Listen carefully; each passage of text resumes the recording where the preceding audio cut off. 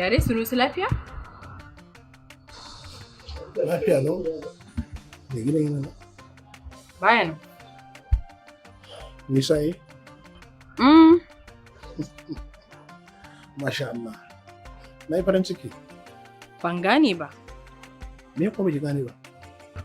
Farin cikinka akan mai gidan bayana. Hakan yana nufin zan sheke ayata, zan ci kare na baban baka. Aina. Gidan na. Kai dawa. Mun yi daga ciki. A. Saboda me? Na haifa wurin magana mini.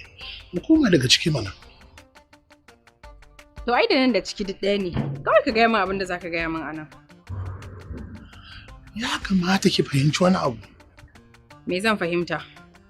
Ke, ni fa ba zuwa ne don in tafi yanzu ba. Ehe. Zuwa kai ku kwana komi. Ai ko ban yi awa 24 ba, na yi awa 12. Hope dai ka san gidan nan ba gadin bane. Ballanta ne ka zo ka ce zaka zauna har sai time din da ka ga daman tafiya. Na sani akwai abin da za mu tattauna. Ka fi kowa sanin ban san yawan tambaya. Amma kuma ke kike yin tambayar yau. Yawwa, ina da ki so tambayar ba, ai ba za a miki tambayar ba.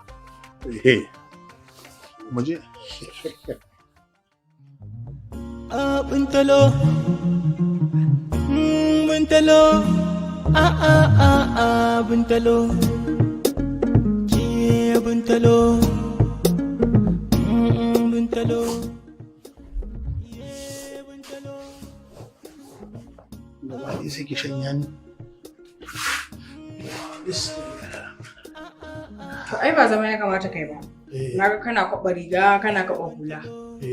Ni da za mu yi magana kuma? Ai don rashin mahimmancin magana. Ai a samu wuri a zauna. Barantana kuma wannan magana tawa mai mahimmanci ne. Me yasa kake so lallai sai ka zauna? Ko dai menene ya kamata ce Bintalo ki zauna. Na ɗauka magana ce ba mai tsayi ba. Magana da zaka iya yin ta a dunkule, ni kuma da baka ansa ka a gajarci. Mun da minki Bintalo. Ai shirin zaune ya fi na tsaye. Kaga, ni fa ba sai na zauna ba. Kawai mu yi magana daga tsaye. Taraji, shi kenan. Oke? Na zauna. Yauwa. Ka sani dai, lokaci baya tare da kai. To ake kina tare da ni. To yanzu dai ina jin ka. Wai ya kike ta roshin dina ne gaggawa me kike ne? Ina mamakin yadda ka samu natsuwa da kwanciyar hankali a cikin gidana. Bayan fa ka san ba gidanka bane, gidan wani ne. Sai lallaba ki nake kuma so kike in tashi hankali na. Amma dai ka san